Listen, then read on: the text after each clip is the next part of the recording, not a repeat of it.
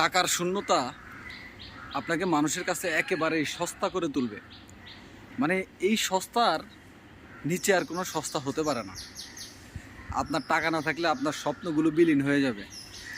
আপনার অনেক আশা, আকাঙ্ক্ষা, ইচ্ছা আপনি কখনোই পূরণ করতে পারবেন না শুধুমাত্র এই টাকার অভাবে।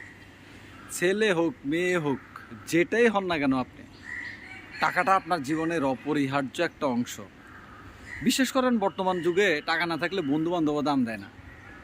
আপনারা নিয়ে বৈশা আড্ডা, চায়ের দোকানে আড্ডা দিবে না, জানে যে আপনি এক কাপ চা খাওয়াইতে পারবেন না, আপনারা নিয়ে আড্ডাও দিবে না। অথবা আপনার বন্ধুবান্ধব ভালো কোনো পর্যায়ে আছে, সেলিব্রিটি হোক, যেটাই হোক, যে কোনো পর্যায়ে আছে, আপনারা চিনবে না। যারা তাকে নিয়ে মোটরসাইকেলে নিয়ে চলতে পারবে বা গাড়ি ঘোড়া নিয়ে চলতে পারবে, ভালো জায়গায় নিয়ে যেতে পারবে, খাওয়াইতে পারবে, তাদেরকে নিয়ে চলবে। অথচ আপনি যে তার বন্ধু এটাও মনে রাখবে না।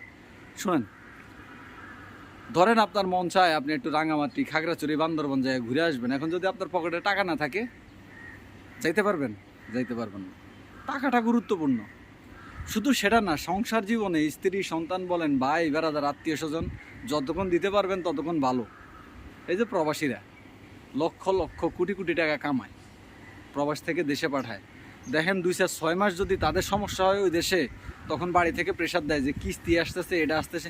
অথচ তারা যে ম্যানেজ করে চালাবে ওটা কিন্তু তারা করে না। স্বার্থপর দুনিয়া।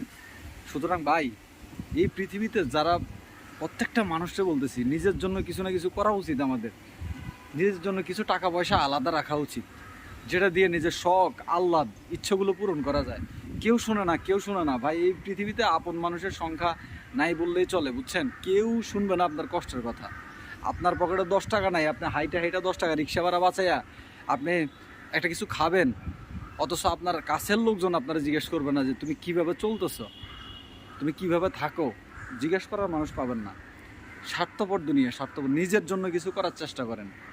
দিন শেষে কিছু কিছু বাঁচায়া নিজের জন্য কিছু করার চিন্তা করেন, নিজের স্বপ্নগুলো পূরণ করার চিন্তা করেন। ভালো থাকবেন সবাই।